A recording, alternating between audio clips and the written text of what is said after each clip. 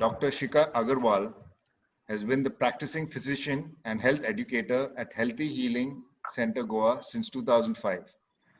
She has successfully treated thousands of patients who have come to her with a great variety of ailments, including serious complicated cases.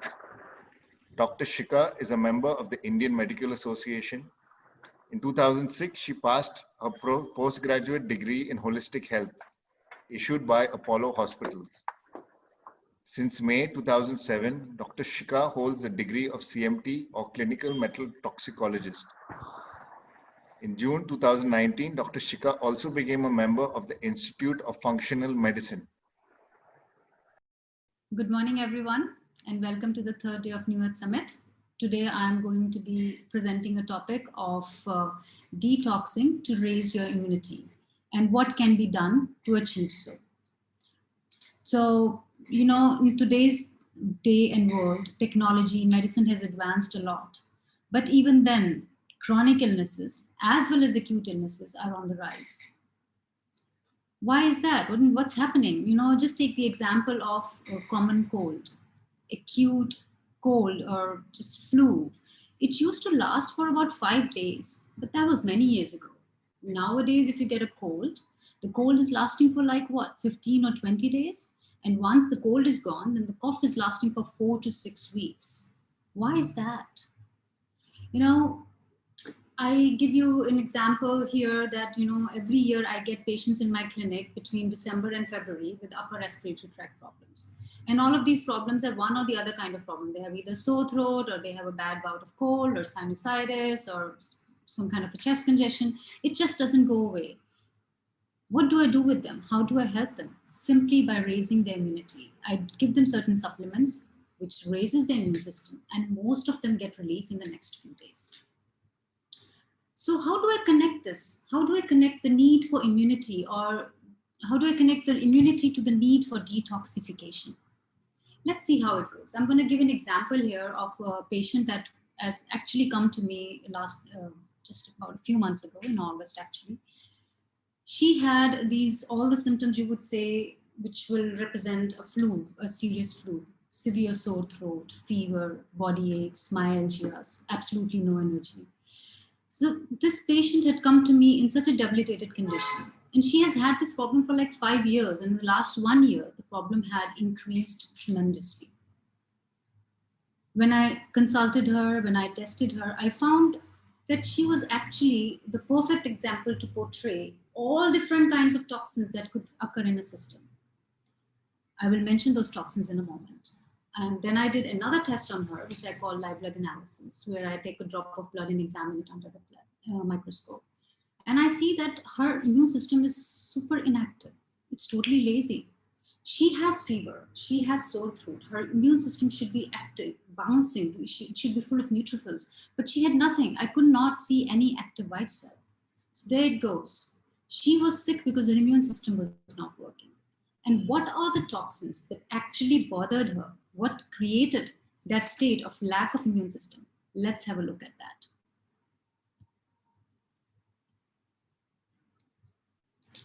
So these toxins, these are the toxins that decrease your immunity. Stress, very important stress, acute stress, personal as well as work related. And she had both, heavy metals and chemicals. I'm going to explain some of them a little bit in detail, but let's just see it for a moment.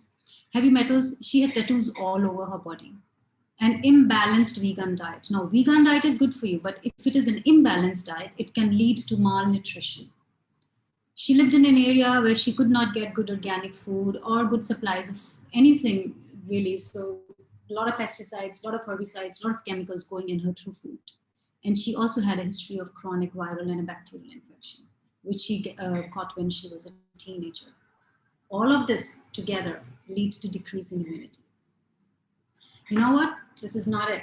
There's one more factor I want to add to it, which is actually a toxin, which is actually responsible for a dramatic decrease in your immune response, even if you don't have any of these issues. What is that factor? That factor is called fear. What the media, what a lot of mass propaganda does to us, fear. If you have fear, Fear simply freezes your system, your body, your immunity, your parasympathetic, everything just goes into frozen state. And in this frozen state, you can't protect yourself. If it's an acute fear, it leads to heart attack, it leads to stroke. We all know that. And if it's a chronic fear, it just simply debilitates your body, makes your immune system weak. Your body doesn't want to function because your consciousness wants to leave a system which is full of fear. Your consciousness can't survive in it. And if the fear becomes so acute for certain situation or anything in the world, you don't need a virus or a bacteria to kill you or cancer to kill you. Fear will do the job for you. So fear is also a major toxin. Coming to the summary of toxins, toxins are the primary physical, emotional, mental, they are the primary drivers of disease. How do we get these toxins now? If we go into that, we are what we eat, drink, breathe, touch, and can't eliminate. There is the point. You are not what you eat alone. You have to consider everything. We are what we eat, drink, breathe, touch, and can't eliminate.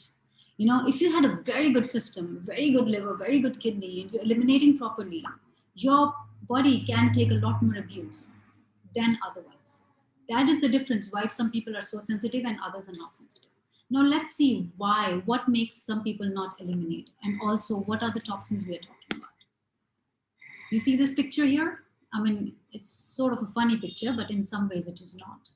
This picture represents a guy which is being pumped up with chemicals. This is actually true. An average woman who goes to work in the morning, gets, dresses up and goes, she is exposed to about 150 different kind of chemicals on a daily basis, just in the morning routine of from waking up, dressing herself, putting makeup on, and going to the office. 150 chemicals in the soap, perfume, in shower gels, in cosmetics, and everything else that goes around in the morning. That's a lot of chemicals that can go into your system just in that little bit of time. Most of them have not been researched to be safe for you. This slide basically is particularly showing you that where do you get your toxins from? It's a very common slide. You get it from your food, cigarette smoke, exhaust, pollutions, a lot of things. We know a lot of things we also know we get our toxins from. Mercury's in the fish, wines, even wines carry a lot of toxins, beer and wine, insecticides, pesticides, new furniture we have bought. It has flame retardant, and that carries a lot of toxins. I'm going to discuss a few of them in details. First and foremost, I'm going to talk about is the sanitizers and regular soaps. You see, sanitizers have become a norm right now. It's a trend in a hope that it will prevent the dreaded flu. But have you ever thought of long-term effects of excessive use of these items? See, most companies claim that their sanitizers can kill 99.9% of bacteria, and that includes good bacteria. How does it actually affect us? Sanitizers kill 99.9% of the bacteria. If you actually see that, you will see that our body has 100 trillion bacteria, but only 70 trillion cells. We are more bacteria than cells.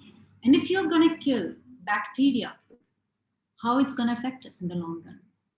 We need bacteria to work as an impetus for our immune system to become active.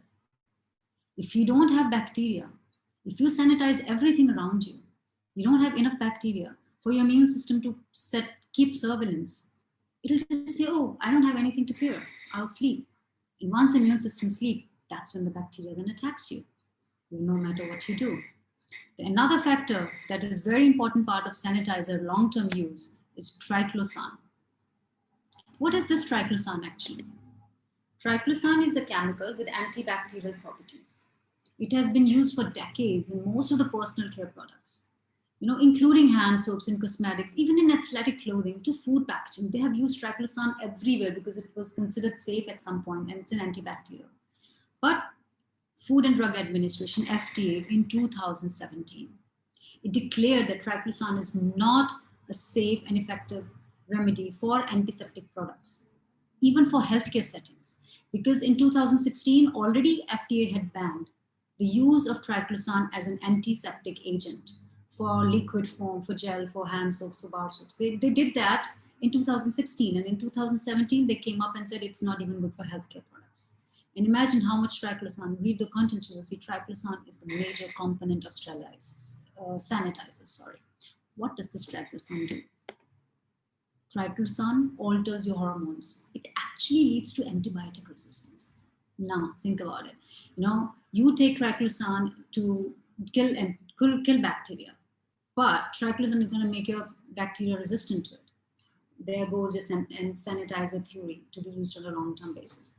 Once in a while, sanitizers are good, but long-term use, as it's been happening during the lockdown, it's not good. It is actually harmful to the immune system. Triclosan isn't an essential ingredient in many products. There's no evidence that antibacterial soaps and washes containing triclosan provide any benefit over plain soap and water, according to the FDA. The next thing that really concerns the present day and age is the heavy metals. The heavy metals, how do they affect our immunity? This toxin, how does it create problems? Heavy metals, when I say, I mean aluminum, arsenic, cadmium, mercury. Aluminium is, we are in a day and age where aluminium has become, we're in an aluminium age actually. Aluminium is found in almost everything. It's found in our food, it's found in drugs, it's in our utensils, it's in aluminium foils, it's in the cans and tins which are used to store food. Aluminium is just everywhere. And it is a neurotoxin. It creates autoimmune diseases. It creates so many disabilities. Arsenic, known for causing diabetes. It's found in the rice. It totally destroys your body's ability to control sugar, insulin metabolism. Cadmium, which is found in exhaust fumes. It's found in batteries. Cadmium takes the place of calcium. So what will it do? Osteoporosis. One important debility that is rising these days, that's chronic fatigue syndrome and fibromyalgia. One of the major toxins in that is cadmium. The same with mercury. Mercury actually has a direct impact on your immune system. Others impact it through a different way, but mercury impacts it directly. Mercury, our white cells get paralyzed in the presence of lead and mercury, and they cannot function. And this is exactly what another toxin called bacteria, viruses, and fungi, they are very smart. They know the body, the white cells can't find the heavy metals, especially mercury. What do? These bacteria, viruses, and fungi, they concentrate heavy metals into them, or they create a biofilm around them. So immune systems just can't attack them. And that's how they survive chronically. I get people who say, we have this infection for years. We take antibiotics, it goes away, and 2 months later, it comes back. The infections don't leave the system. They keep on coming again and again and again and again, even despite of the fact that they are doing a lot of stuff to help themselves. In those cases, we need to look at the presence of heavy metals. Maybe removing heavy metals will activate the immune system once again. Let's look at the takeouts here. Takeouts and takeaways, so common these days. And I'm not talking about aluminum here directly. I'm looking at the boxes here, as you can see. These boxes are coated with something which provides heat insulation to our food. And this coating is what is a trouble. What is this coating? It's called PFA or Teflon. In all these boxes, all the takeaways are coated with that. And not only that, a lot of other things have Teflon coating. What this PFA or Teflon is a heat-resistant, transparent, flexible material. When it's coated, it provides insulation from heat to the boxes where it's given. What does it do to you? Teflon or this PFA coating in the takeaway boxes, it causes reproductive, development, liver, kidney, and immunological problems, including tumors. Thyroid disruption, infertility are also related to that. So single people who are living on their own and order takeaways on a regular basis, watch out. Maybe use your own containers for that if you want to. Something that will not have a Teflon coating. Look at this slide. It's sort of a sad slide where you see tin cans. Why do I show you these tin cans? It's because, there's like the world's consumption of beer and soda consumption is about 200 billion aluminum cans every year. That is 6,700 cans every second. That's a lot of cans. That's a lot of cans. But what I'm talking about here in these cans is the fact that, sorry, these aluminum cans are lined with something called bisphenol, BPA, which is a plastic additive.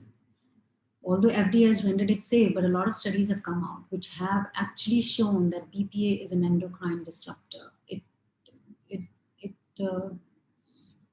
kind of like really alters how your hormonal balance is, especially the male sexual hormones, the breast cancer, prostate cancers, infertility, very common.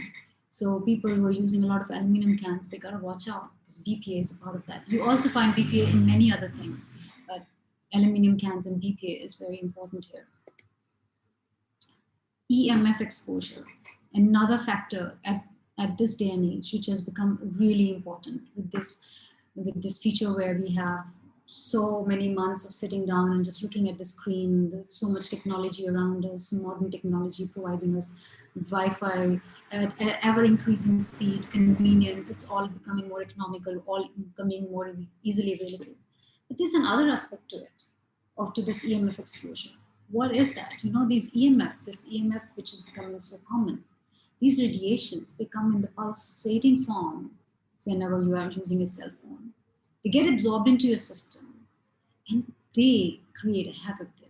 They create these free radicals, which are these active toxic molecules, which it causes damage in your DNA. It changes the structure of your plasma membrane. Plasma membrane is, you know, the wall of the cells. If it changes the structure of the cell walls, your receptors will change, your cells functioning will change, and will not be able to identify what is good for you, what is bad for you. Everything in your system shifts. There was a study that was done in 2017. It was for 2G and 3G cell phone radiations at that time, which measured the effects of these cell phone 2G and 3G on liver of chick embryo. In this study, they exposed the chick embryo to the radiations off and on, and they found out in the end, by exposing the chick embryos to 2G and 3G, it created structural damages in the liver, and it increased DNA damage everywhere else. And it's not just in the liver, it actually creates damage in the kidneys too. And I can vouch for it from my own experience. I started my practice in 2005, between 2005 and 2010-11. There was no Android phones usually, there were like small phones. And there was no internet available on the phones at that time, I think, in India. Whenever I gave treatment to people, however sick a patient might have been who came to me, and I gave them detoxes, intense detoxes, they could take it. And within 3 weeks, 90% of my patients dramatically improved. Didn't have to do much, just do a cellular detox directly and they're done. But slowly I noticed whenever I did this detox on them, they couldn't take it. Over the next 5 to 6 years, people's capacity to handle even a detox went down. Their liver and their kidneys could not handle a detoxification. I had to change the way I worked. I had to spend first a couple of months to even a year in certain patients to strengthen their liver and kidney and the gut, so that I can go then deeper and do the detox. Welcome to the world of 2G, 3G, and now 4G and 5G, which even is more detrimental and is almost like fatal. So when this EMF we are exposed to this EMF on a long-term basis, what happens? There's higher risk to heart's health, higher fatigue, higher stress, reproductive and fertility issues, lower immunity, poor sleep quality. All of these things happen with long-term exposure to EMF. You go to a doctor, you tell them that I have a problem with reproductivity, I can't get pregnant. They're never gonna ask you, do you have a problem with EMF poisoning? Never, because we doctors are not trained into that. But it's time, it's high time we look into it. We consider EMF exposure as one of the major causes of illnesses, including low immunity, really low immunity. So now we come to the point where we see that almost everything we have in the world is toxic. Our ability to throw these toxins out of us has been affected. How do we bring it all back? How do we allow ourselves to clean our system and hence raise our immunity and hence live a better life? free of infections, free of chronic ailments. What can we do? As the common sense would say, the first and foremost is to reduce the exposure. Use as much organic as possible, as much of the organic and natural body care products as possible.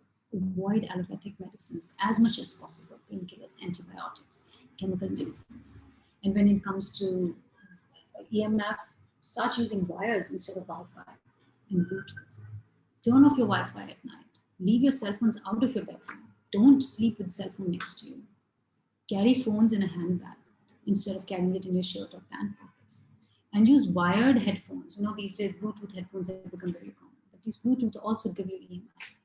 Use wired headphones instead of speaking on the phone directly. And this is adding another point to your EMF exposure is grounding. Grounding is very important. We ground our house so that whatever electric current excessive or this or that is there, it goes into the ground and is absorbed. You need to do the same with your body. You need to walk take a walk on the grass in the mornings, go to the beach or wherever you can find earth. Go and take a walk. Earthing allows excessive EMF radiations from your system to go through your feet into the earth and relieve you of the problems caused by EMF poisoning. Very important. Now, the next step would be to strengthen your body's innate ability to detoxify. Here, I don't just say detoxify, I say strengthen your body's innate ability to detoxify, because our body has a natural tendency to heal itself. If you give it a right kind of environment, it will start to detoxify. So the first step in detoxifying is to clean up the organs of elimination, and that includes digestive tract, kidneys, liver, skin, lungs, and lymphatic system. All of this needs to be cleaned up. Let's start one by one. Clean up your gut. Why do we need to clean up our gut? Actually, gut has to be the first step in detoxification of our bodies. And that's because it's not only taking the stuff away, but if your gut is toxic, it's adding to the toxic load. You absorb your nutrition from the gut. You can also absorb toxins from the gut. So you need to actually clean your gut first, because if there's toxic buildup in it, you will absorb it and continue to toxify yourself before even you have done a proper detoxification. How do you clean your gut? Fasting is one very good way, which will stop the input of more stuff and shift your body's a mechanism from digesting to healing to detoxing. And I usually suggest fasting for people. Everybody has to do according to their type, their constitution. 3-day fasting, 5-day fasting, 7-day fasting, or longer fasting, depending on how much a person can take and whatever kind of fasting it can be. That needs to be decided by you and your healthcare physician or whoever you are seeing to help you detox. You can do one thing also. Another thing, that is avoid foods that you intuitively know your body doesn't like. We know. Most of the times we know. And if we don't, then in general, go on a diet on a regular basis where you avoid wheat, dairy, white sugar, junk foods, refined foods, a lot of takeaways, outside foods. Try and avoid these foods on a general basis. It will also give a chance to your body to clean up, to your gut to clean up. Eat fresh as much as possible. Here the fresh is in green because fresh represents green. Green represents vitality, energy, life. This fresh is full of life. It's full of enzymes, vitamins, minerals that your body needs to help you clean up. Eat fresh. Other things that you can actually do, which may need a healthcare practitioner in order for, if the problems are greater, is cleanses like enemas and colonics, which will help to reduce the waste load in the gut. Even if you're doing a fasting program, it's very important for you to make sure you're eliminating during the fasting. And enemas and colonics usually come as a very, very great help in that. Heal and repair your gut. If your problems are really extreme, you may need to actually work specifically with an expert to help you heal and repair your gut lining. And again, once again, said so many times, it will be said again and again many times during the course of this 1 month of summit, build up the gut flora. You need good microbiome in your gut. That can be done by taking fermented foods or probiotic supplements, whatever the case may be. Why do we need this flora? We need intestinal bacteria because it not only it is helping us get good B vitamins, or keeping our immune system up directly. It is also needed because it plays a major role in detoxification. It allows your body to throw certain toxins called xenobiotics out of your system. Certain toxins are metabolized by the gut bacteria to be thrown out. If you don't have a good population of gut bacteria, you may not be able to properly detoxify liver. So build up your gut flora, a good gut flora. Once you've cleaned your gut, you will need to clean your liver and kidneys. Now let's look at the factors which will tell you whether you have a good clean liver or a good clean kidney or not. Signs that your kidneys and liver need cleansing: nausea and vomiting. If on a regular basis you get nausea, you get vomiting, you do a little bit of cleanse, you're doing fasting, you're getting nausea, your kidneys and liver are not. Loss of appetite, sleep problems, fatigue, weakness, muscle cramps, persistent itching, swelling in feet and ankles, and even dark circles, and what do you call bags under your eyes. High blood pressure that is difficult to control. So many people have that, isn't it? High blood pressure that is difficult to control. Such cases usually mean the kidneys are really under stress. To clean your kidneys. How do you know if your liver needs cleaning, or if the liver is actually effectively cleansing or not? Adverse reaction to sulfite food additives, as in commercial salad dressings. And not just in commercial salad dressings, these sulfite additives are found in many things. Even beer, wine, regular, you get in the market, the cheap ones, they have a lot of sulfites in them. So that gives you a headache. Even if if you take one beer and it gives you a headache, know that your liver isn't functioning. Asthma-like reactions after eating a restaurant, caffeine intolerance. Even small amounts of caffeine will keep you awake. A strong odor to urine after eating asparagus. Asparagus is available in bigger cities. And you can try that. Eat some fresh asparagus, and a few hours later, if you can really smell a very strong odor to your urine, you don't have effective detoxification function going on in you. Feeling sick after eating garlic. Yellow discoloration of eyes and skin, which is nodular jaundice, and intolerance to strong odors and perfumes. All of this show that your liver is not cleaning effectively. So what do you now do to clean your kidneys and liver? Let's take them one by one. Clean your kidneys. Now you could, once in a while, you could fix 2 weeks. These 2 weeks I'm going to focus on cleaning my kidneys. The next 2 weeks I'm going to focus on cleaning my liver. So when you focus on cleaning your kidneys, this is what you do. You drink plenty of clean water. You decrease your salt intake and phosphate intake as well, which comes through soft drinks mostly. And there's stuff with anti-caking agents, which is, for example, free from salt. Eat a lot of leafy green vegetables during this time. For example, make yourself smoothies, make yourself juices, vegetable juices, green juices, and drink them throughout the day. Ginger, curcumin, which can be fresh turmeric as well. Citrus fruits. Beetroot juice is a potent cleanser of kidneys. Do all of these things intensively for 2 weeks. It will help you to clean your kidneys. There's one more thing you can add to this, is have boiled parsley water 3 times a day for 3-4 days in a row every month. It will help to flush toxins from your kidneys, which will help you to detoxify your bloodstream. Now, cleaning the liver. There are 2 aspects to cleaning the liver.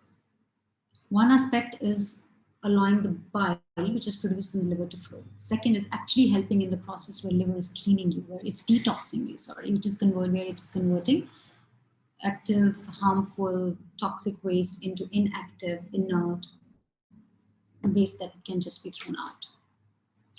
This bile that we talk about, we know we need this bile for absorption of fats, for digestion of fats, but that's not it.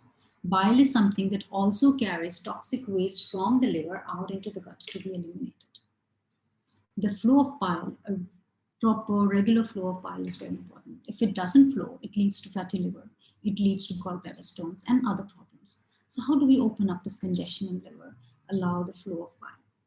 Bitter foods, herbs like dandelion, milk thistle, turmeric, they help to improve the flow of bile.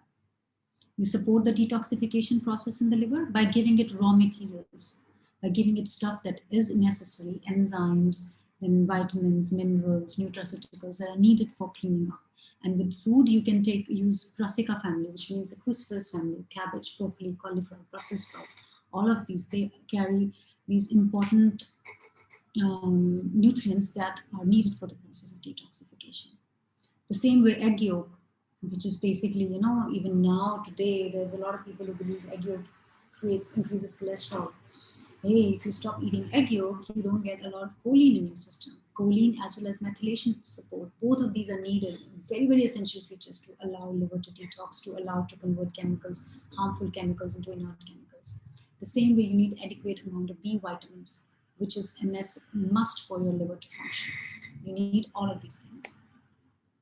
Apart from that, if you did really have a lot of symptoms of liver congestion, liver toxicity, you could go into coffee enemas and liver flush as per the protocol of Empress Morals.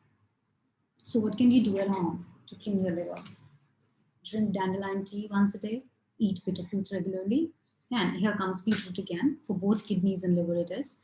Kidneys, you are making beetroot juice. For liver, you grate a beetroot. Take 1 cup of grated beetroot with a spoon of olive oil on an empty stomach for a week. It also helps to clean up your liver. Don't forget that we don't only have gut, liver, and kidney to clean. We also need to clean our skin, lungs, and lymphatics. Because if you do not have a proper functioning skin, major organ of the body, the biggest organ of the body, we need to move that. Lymphatics carry a lot of toxins all around our system. We need to clean those. Lungs, smoke, pollution, everything that goes into our system, we need to clean that. Steam saunas, FIR sauna, something that makes you sweat, will clean your lungs, will clean your skin, and which will also clean your lymphatic system. Scrub your body during showers, exercise, swimming, trampoline. They help to improve microcirculation, which is needed for a deeper cellular cleanse. This likewise, you do breathing exercises, you do aerobic exercises, you do some kind of, Wim Hof breathing, etc. Anything to help you clean your lungs, pranayama, deep breathing, fast breathing, forceful breathing. Different kinds of breathings exist that can help you to clean up your lungs. You need to clean all these organs. As you clean all these organs, your body will automatically start to remove toxins from a deeper layer. There's one more thing that you need to do in order to help your body to cleanse properly, and that is that comes a little later. We have before that we have this something that I actually want to share with you, is that my clinical mantra when it comes to food for detox, the foods that we can use in order to achieve gut cleaning, kidney cleaning, liver cleaning. What is it that I use? You need 2 things. You need proteins and you need plants. You need both. It's not only about plants. Proteins are an equally important part. And if you see that the plants is in different colors. The plant in different colors means we need all colors. So when we go into this, there are a couple of questions that you need to ask yourself. As you sit now, as I ask them, ask yourself, am I getting a variety of foods? Am I eating a rainbow of natural whole food-based colors? I'm not talking about different colors of gummies. I'm talking about natural whole-based food-based colors, sorry. Am I focused on the quality of food? Am I aware of how my body is responding? Everything matters. The 4th factor is actually very important, which will guide you towards choosing foods that actually help your system and not just your tongue. Why do we need these foods? We need all these foods because we need macronutrients, we need micronutrients, we need phytonutrients, we need different colors, we need different variety of foods, we need proteins, we need everything. Because if you have proteins in your body, you give amino acids which are needed for detox pathways. Energy coming from carbs, fats, and proteins, it gives you energy so that the body can work towards detoxification. You need a lot of fiber in your system because the fiber will bind and eliminate whatever toxins your body is trying to throw out. And the same with micronutrients, vitamins and minerals. They are the cofactors for enzymes. They compete with toxins. For example, if you have mercury poisoning, if you have lead poisoning, your body will try and not absorb zinc. It will block the zinc, it will block selenium, it will block sulfur. What do you need to do? You need to take these minerals and vitamins in higher doses so that it overwhelms the heavy metals which are in your system and allow your body to recover and detox. Phytonutrients, which is colorful, non-nutritive pigments, these are the antioxidant support. They give strength to your immune system so that your neutrophils, your macrophages, your lymphocytes, they have the strength to work and do their job. certain factors which will represent foods from toxicity to what helps in detox. GMO causes toxicity, glyphosate, which is found in pesticides, hormones, antibiotics, preservatives, heavy metals, endocrine disruptors. All of these are the toxic chemicals which are artificial sweeteners. They're found in packaged food items. They're found in foods with higher shelf life, or even regularly grown crops. You need to shift your focus. You need to look at these things, presence of these things in your food, and move towards foods which actually bring in the detox, high fiber plant foods, organic foods, phytonutrient dense foods, means colors, vitamins, mineral cofactors, methylation agents, as I said, the beetroot, and then I said the yellow of the eggs, hydrating agents, alkalizing plant foods. You need to change your focus from the toxic to the detox, and that is how you will change your focus of what kind of foods your body should be taking. Look at this beautiful picture. Isn't it beautiful? The colors, so beautiful. We need to have all of these colors regularly in our diet to help us detox and raise our immunity.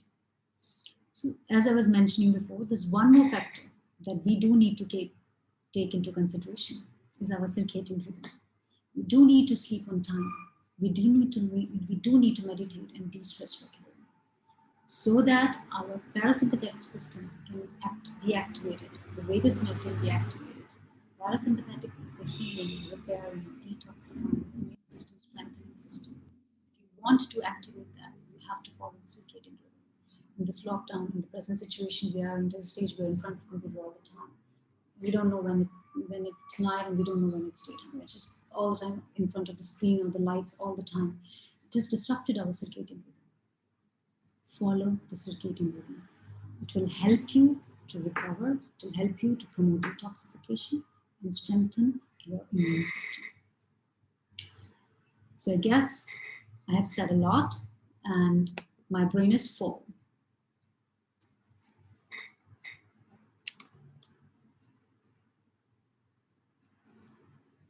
So as I said, I think this should help in understanding certain elements of our